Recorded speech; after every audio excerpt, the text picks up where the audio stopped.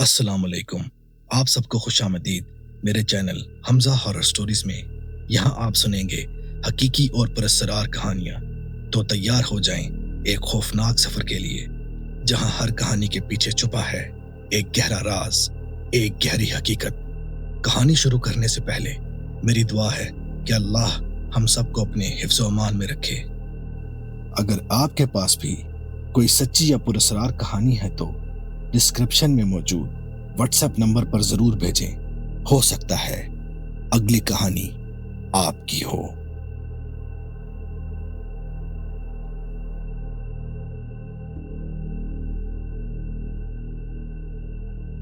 एक सुनसान अमरीकी हाईवे की रात थी। चारों तरफ घने जंगलात, ना कोई रोशनी, ना कोई गैस स्टेशन, सिर्फ इंजन की गूंज और सड़क का अंधेरा। दो ट्रक ड्राइवर माइक और क्रिस एक बड़ी कंपनी में ट्रक ड्राइवर थे। एक सोता और दूसरा गाड़ी चलाता। इसी दौरान अचानक एक जोरदार धमाका हुआ। ट्रक जोर से झटका खाकर सड़क के कोने पर जा रुका। टायर फट गया था। दोनों नीचे उतरे, जैक और रेंच निकाला और टायर बदलने लगे। टॉर्च की रोशनी जंगल के किनारे तक जाती थी, मगर उसके बाद सिर्फ अंधेरा और सन्नाटा, अजीब सा सन्नाटा, जैसे जंगल में जिंदगी ना हो। टायर बदलने के बाद माइक ने कहा, यार मैं जरा फारग होके आता हूं। क्रिस ने सर हिलाया और बाकी बोल्ट टाइट करने लगा। 5 मिनट गुजरे, फिर 10, मगर माइक वापस ना आया। क्रिस ने जंगल की तरफ आवाज लगाई, माइक सब ठीक है? कोई जवाब ना आया। अचानक एक खौफनाक इंसानी चीख गूंजी जंगल की गहराइयों से। ऐसी चीख कि क्रिस का खून जम गया। वो भाग के ट्रक के पास गया और कंपनी की शॉटगन निकाली और टॉर्च लेकर जंगल की तरफ दौड़ा। कुछ फासले पर पहुंचा तो इसने देखा कि माइक को कोई चीज घसीट कर जंगल के बीचों बीच लेके जा रही है। पहले लगा शायद रीछ है, मगर जब टॉर्च की रोशनी पड़ी तो क्रिस का दिल दहल गया। वो चीज इंसान नहीं थी। कद में तकरीबन 9 फुट, सारा बदन बालों से भरा, हाथों में बड़े बड़े नोकीले पंजे और सर भेड़िए जैसा। आंखें जर्द रोशनी में चमक रही थीं। क्रिस ने फौरन शॉटगन सीधी की और फायर किया। आवाज जंगल में गूंजी। वो मखलूक रुकी और पीछे मुड़ के क्रिस की तरफ देखने लगी। इसने दूसरा फायर किया, फिर भी कुछ नहीं हुआ। वो बला बस घूरती रही, जैसे गोलियां इस पर असर ही ना कर रही हों। फिर एक खौफनाक धाड़ के साथ इसने माइक को जमीन पर फेंका और आहिस्ता से जंगल में लौट गई। क्रिस भागते हुए माइक के पास पहुंचा। उसका हाल देखकर उसका दिल दहल गया। दोनों टांगे कई जगह से टूटी हुई थीं। खून बह रहा था। वो होशो हवास खो रहा था। इसने पूरे जोर से इसे घसीटा और ट्रक तक ले आया। इसे मालूम था कि हरकत उसके साथी को मजीद तकलीफ देगी, पर उसके पास कोई दूसरा रास्ता नहीं था। क्रिस ने फोन निकाला, लेकिन वहां सिग्नल नहीं थे। उसने फौरन ट्रक स्टार्ट किया और सड़क पर आ गया। उसकी आंखें जम गईं। सामने, बिल्कुल सामने, सड़क के किनारे वही मखलूक खड़ी थी। इसके नुकीले दांत, खून से लथड़े पंजे और आंखों में ऐसी वहशत थी कि वो क्रिस को जिंदा नोच लेगी। क्रिस ने नजरें हटाई और ट्रक पूरी रफ्तार से दौड़ाया। 5 मील बाद सिग्नल आए और उसने फौरन 911 पर कॉल की। कांपती हुई आवाज में कहा, हमारे साथ हादसा हुआ है।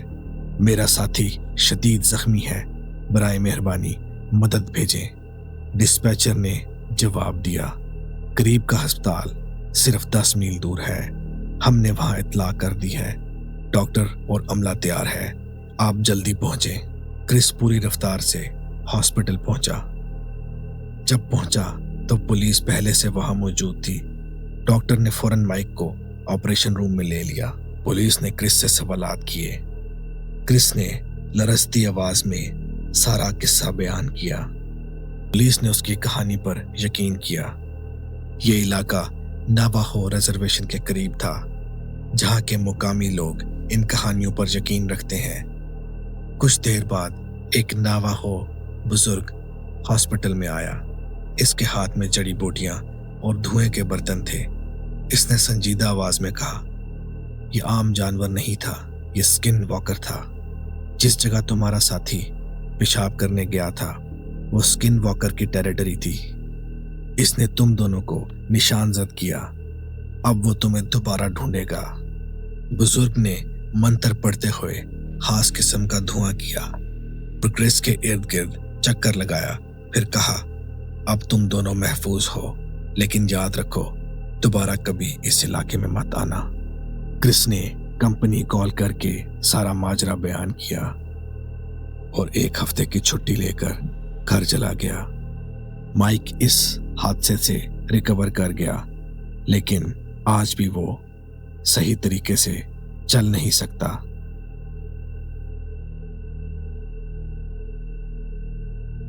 यह वाकया 2016 में पेश आया। एलेक्स एक माहिर डिजाइनर था। इसे फ्लैगस्टाफ एरिजोना में एक नया होटल डिजाइन करने के लिए 6 हफ्ते का प्रोजेक्ट मिला। यह मौका इसके कैरियर के लिए इंतहाई अहम था।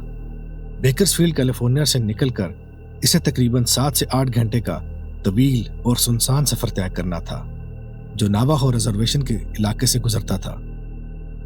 दोपहर के 4 बजे इसने गाड़ी स्टार्ट की। सफर के आगाज में सूरज की रोशनी और खुले आसमान ने हौसला दिया, लेकिन जूं जो वो आगे बढ़ता गया, वादियों और सुनसान पहाड़ों की खामोशी इसे घेरती गई। 4 घंटे बाद जब सूरज गरूब होने को था, एलेक्स ने आंखों को आराम देने के लिए नावाहो रिजर्वेशन में वाक़े ब्लू ट्रैवल प्लाजा पर गाड़ी रोक दी। वो बाहर निकला, कॉफी ली, सिगरेट जलाया, टांगे सीधी करने लगा। गरम कॉफी ने इसे सुकून दिया। इसी दौरान इसने फोन निकाला और अपनी मरहूम माँ की पुरानी वीडियोस देखने लगा।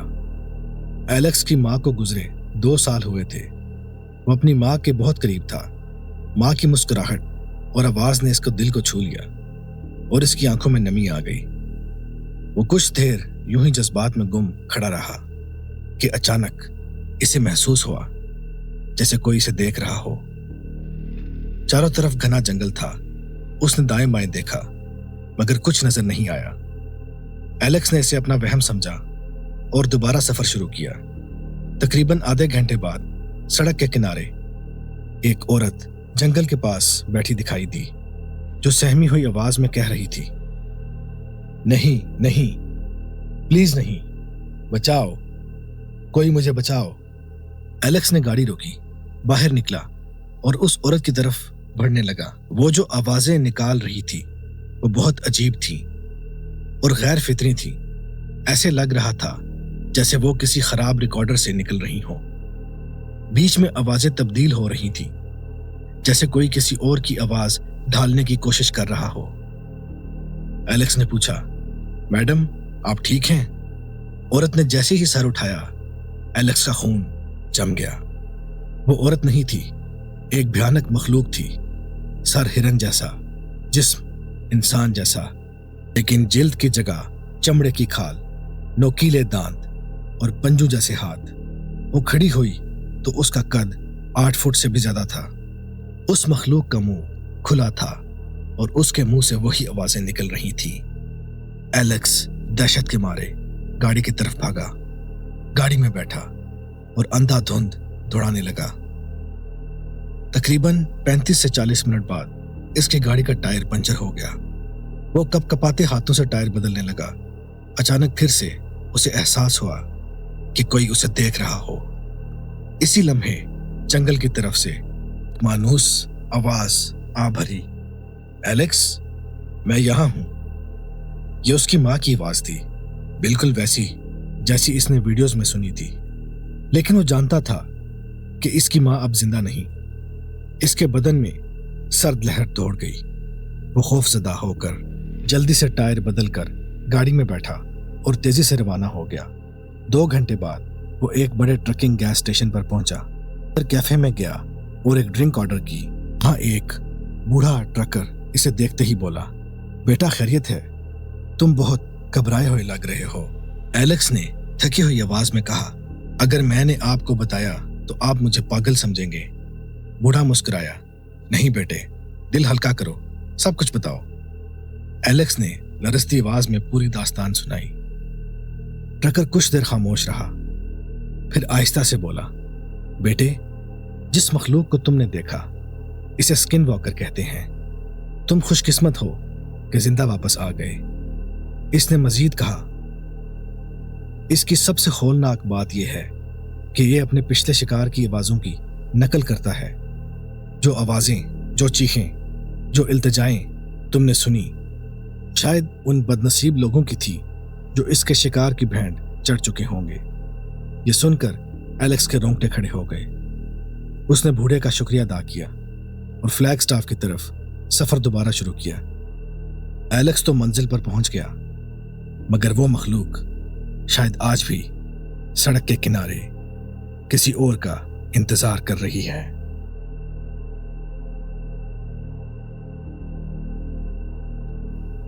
ये वाक़या अमेरिका की एक रियासत नावाहो में 2010 में पेश आया।